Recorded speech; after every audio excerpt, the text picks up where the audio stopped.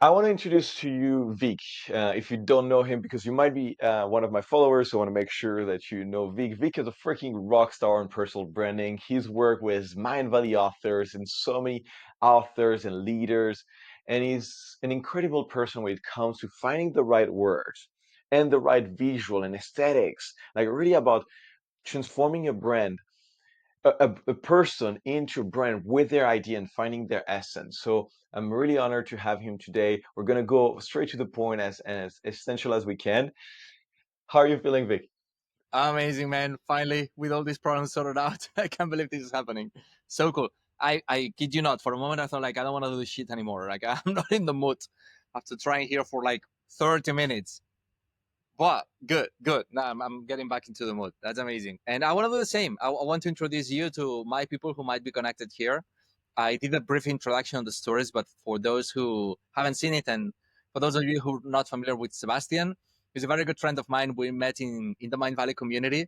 And fun enough, I met Sebastian out of something else that he does, which is this masculine embodiment and guiding men into those circles, which is an amazing experience and it's very well connected with the way that he does professionally his approach to branding, right? Because when we're in the circles of men, when you're working with him in personal branding, it's the same. He goes straight into the core. It's like goes inside you, and you can't stop it. That's it. He grabs you, doesn't let you go until gets that beautiful thing that we all have inside, which is very hard to see by ourselves. And he is able to pick it up, show it to you, and then you have this moment where you have goosebumps and you cry a little bit, and it's a beautiful moment. Yeah. It's so cool. So, man, I'm very happy we're doing So this. let's see if anyone cries today. I don't think that's where we're going. But the reason we wanted to do this is because the two of us are very similar. Like, Mm. and for a while, it was like even like, when you meet a competitor, someone who does something so similar to you, like, hey, hold on, like that's my target audience. Yeah, get out. Like, get out. There's only can be only one of us here. Yeah. And so, but we connected so much, and we had the chance to spend a whole week volunteering together at a festival, and we bonded so much about common values, shared vision. And to me, I always see like when you have someone with whom you have so many similarities, it is such an invitation to find the nuances, what makes it different. And actually, this is like a meta perspective because it challenges us to refine our own personal brand. Because Mm-hmm. like when we're so similar, even in the vibe, we hablamos el mismo idioma también, o sea, we have Exactly. so much in common ways of being that it forces us to find even more uniqueness. Mm-hmm. And as we spend more time together, working together and like helping each other too, it started to stand out. Like really like the things where he's amazing, like the best. I'm like, I don't want to take care of this part. Like I really like that's and it's really just another step in the process. So love you to tell us more, especially like I think in that step when it comes to really the branding part. What do you think is the essence of why you're better than me at this? Like, what is like the thing like where you're really a freaking rock star? I And don't what? know. I've been these days. I've been working with a business mentor, and we were refining like what makes my business in general more unique, and why would people choose to work with me as opposed to work with other great personal brand coaches which exist like you. And one of the things he told me, and I agree with this, is like people get keep coming back to me for a matter of style, taste, and design. These are the words that he used. He said, "It's like you have something that the way you make me speak or the way that you make me look on camera in particular, you make me fall in love with myself when I see myself through your lenses because you're able to capture the beauty. There's something aesthetic about it that I don't know. I always had this sensitivity for design and for the aesthetic aspect of the world.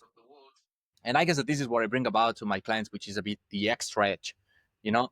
Um, Maybe that could be something, but in the end, I believe it's the energy and the personality of every person is a different thing, right? Mm. Like in my experience, you have this energy which is a bit intrusive, but in a good way. Like you need somebody who breaks your barriers. I am a bit more shy in that sense. Like I'm it's harder for me to be that bold. You are fucking bold, and we all need to be Mm. shaken up from the ground up. That's what I see in you that I really motorbike passing by that I really really like. I don't know. Did you figure out what is your unique edge in your particular case? Yeah, but I feel like you nailed it, and I want to first come back to you because, like, you can see it just in the shirt that he's wearing. He like Vic and the mustache and like the glorious hair. Vic for me has an eye, and I'd love in a moment to expand also on why do you feel like it's important to put intention on this? Because I know that for me, that's something that is missing in my own brand. I want to be really transparent and honest. I know that often I've been told like people like the metaphor I came up with to explain is like people when they buy from me, they expected kind of little. Like they like the packaging is not that great. But then they get a Ferrari and they're like, whoa, I didn't expect that much. I didn't expect that much depth and so much like luxury experience in so many ways. But my packaging is not representative of this. So actually I'd love you to expand on that and like the importance of that visual aspect because I feel like this is one of your superpowers, like to communicate the value outside to the world in a way that represents the quality of the product. Because like you don't want to do this like as in like deluding the like people. It's not like you're lying and then making a golden package to something that is not valuable. You're actually creating like a package that represent the person. That's what you were just saying. Yeah, I always use one quote, which is that design is not decoration, design is communication. So there's an art to once you know what is the core of the brand, what is the message, even, how are you going to be communicating this without words? So there's a whole Mm, new or different type of sensitivity that we have as humans. We collect so much information through our eyes. I I read somewhere that 90% of the information we receive throughout the day comes through the eyes. Like the eyes are so important. So what visually we capture informs a lot of our experience and our understanding of whatever we're looking at. So good design should be communicating the same thing that your brand tries to put in words, but without words. And that's not mm, easy. We often see people who are on stage and they are great and they may have crazy value to bring, but then they present those slides which are so misaligned, so ugly. mm, They don't make any sense. And it's like, oh, fuck, like, I fell out of love, you know? I think. mm, I think visual identity is important. Aesthetics are important. Like we are, some people more than others, but I think we are all kind of programmed to perceive through our eyes things that we can trust, things that we can, that we should be mm, aware of. I think in that sense it's important. But I can also tell you, when I work with my clients, I don't start with this thing because I know it's not the most important. So even like if say we work for 3 months, I will not touch into visual identity until we are getting almost to the end because I want them to work in the essence of the message first without getting distracted by how does it look. So I think that the kind of work that you do is even more essential, like getting the truth. mm, Then the visual aspect can bring about a layer of extra communication on top of these, like a beautiful makeup to package it nicely so that it's more appealing. And honestly, you want to cut through the noise, you want to be memorable, all of these things and distinguishable, right? You want to be different, you want to be memorable, and you want to cut through the noise. These are the three things that a good brand visual identity can give you. But if the way that you're trying to cut through the noise or be distinguished or memorable is empty, it's hollow because you didn't find the core inside, what's the point? Right? And this is also something that happens with some brands. They look amazing, but there's nothing inside. And then you open the package, it's empty. And this is disappointing. I'd much rather have an experience like the one you're describing, where maybe the package is not so flashy, but what I find inside is always surprisingly good. And I did not expect to receive that much. So I don't know. What is your mechanism to create something that is worth it inside? so then can somebody come and make it look nice. Hmm. I mean, for me, like one way of saying it is I feel like I work like as a spark detector. Mm. It's like I have something in me that is very attuned to, are you sparkling when you talk about it? Are you on fire? Is there like some energy emerging out of you?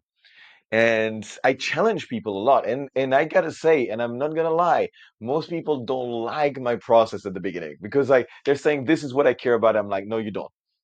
Like, I mean, obviously I'm not gonna say it if I actually feel it, but in most cases, people speak from what they think is a good thing to say, from what they're used to, because I have things I was deeply passionate about that I've lost interest for.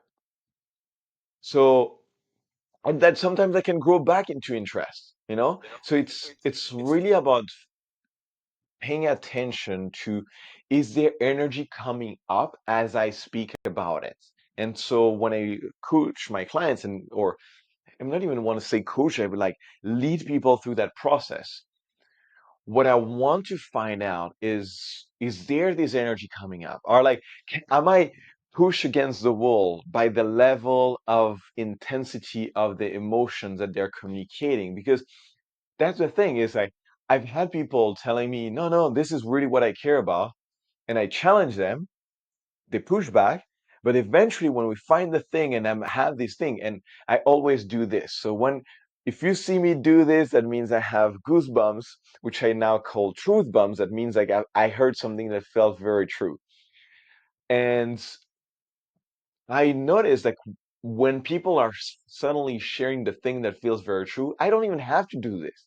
They know because they felt it in their own body. They felt the vibration coming out of them. They felt like, because it's all of a sudden it's not something that comes from the mind down. If I might like talk a bit spiritually, it's not like the higher chakra and thinking mind. It comes from like the second and third chakra, like solar plexus. It's something that irradiates your whole being, and it's something that I can be thousands of kilometers away and separated by a screen. I feel it, Mm. and people feel it when they say so. I would say now to be more specific, so because that's like for me like the trrr, the moment it's like my detector just goes off. But the other signs, just to also know when we're not there, because I think that's a very important thing to be aware. Obviously, like because there's a thing like we know when we're there, but we're so used not being there that Mm. we don't know when we're not there. So to also be aware when we're not there is when it takes energy to talk about it. When we're thinking also from the outside in, I'm trying to tell you what is a good thing to say. Like, and I see them, it's like, well, I work with this kind of client. I think it's a good niche. The vocabulary is also like a lot of thinking. I think this, I believe, knowing. Like when it's like when we enter the other thing, it's like that's that. There's no doubt, there's no questioning, there's no It's the thinking. It's knowing, just like it's right? like It's not even thinking. It's like I know it, and maybe I cannot even explain why, but I know it, and I might be wrong. Next month I might be correcting myself, but right now I know it. I know it that that's the case. Yeah, that's when you tap into some essential part of what you have to say. Yeah, and what I find with people that I work with when they get into a moment like this is they suddenly their creativity explodes. They don't need to be then like forcing themselves to come up with ideas. Is like that's a good moment to go and do some like automatic writing or something like this. There's so many things coming out, and when me particularly when I tap into this, then I have those sleepless nights when I'm trying to sleep and my mind is working and I dream of these things. I feel like I'm receiving messages from somewhere because you're connected with something that is truly essential. Yeah, but you need to be daring to let go of many things to get there, right? the, that's the thing I was actually gonna say is the biggest challenge is not finding out what it is, because I always tell people it's like you already know. Mm, You already have the answer of what is your real message? What is your real passion? Not because you found out in the book you read yesterday, because it's always the thing that has guided everything in your life. yeah. So, for example, for you, your eye for aesthetics, I'm sure it manifests in so many things. As I said, it's manifests in your mustache, in the choice of your shirts, in like probably the homes that you choose, in so many of the things that you do, you will have this same desire and eye for aesthetics. Mm, The same thing, like I will come to anybody's house and there's a big chance I will reorganize their spices. Because like for me, like if you have 3 pots of open cinnamon, I'm like, let's make sure that there's only one and the other two are easily accessible because I love cleaning things up. So when people come to me with their project, with their idea, with their message, I do the exact same thing. I clean it up. I hmm. get rid of the extra superfluous. We put it there. We know where it is, but we come back to the essence. And the same values for me of like theater, music, speaking, everything for me is very linked to the voice and the expression. And it's the truth for everybody. It's like what really is alive for you, your true calling, has been transpiring in everything you've done in your life. You already have the answer. So if you already have the answer, the big challenge and the big question is, why don't you know? Why Uh, why are you still looking for that message? And it's always the same thing where it's we're afraid that what we are and our truth is not good enough or it's too yes. much. Yeah. So we hold back Hmm.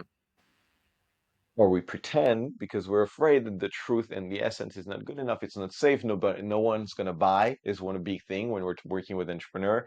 People are gonna judge me.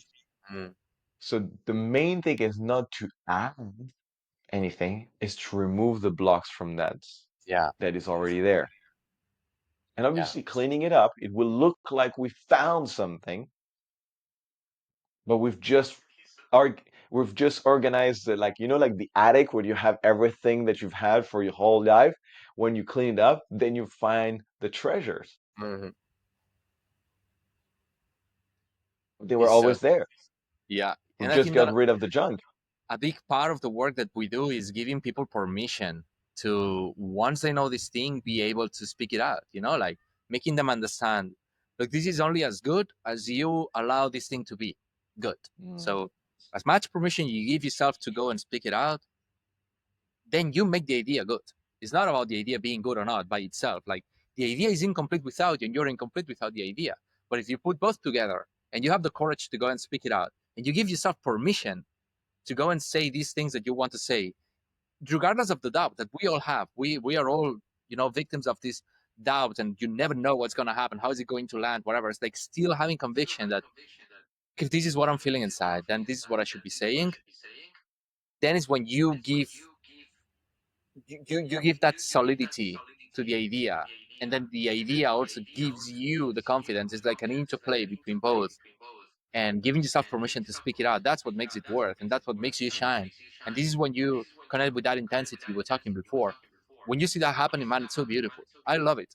I love it. The other day when I'm coaching Sergio here, Sergio Hique, and I'm helping him with his personal brand. And we had two experiences a couple of weeks ago. We had two times that he went to speak. The first time, it was a bit like, we both felt it like, damn, I mean, maybe the setup was not the best, but it didn't happen. Like, we felt like he was not connected to his thing and everything, and it didn't come with the intensity and the fire, and it was a bit disappointing.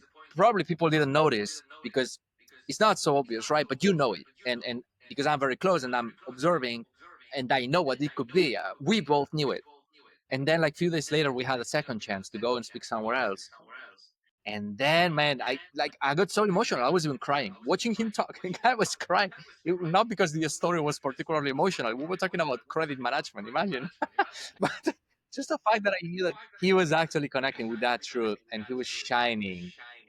That was so beautiful. He was giving himself permission to speak the things in the way that he should. That was so beautiful. I loved it. And that's why I love this job, right?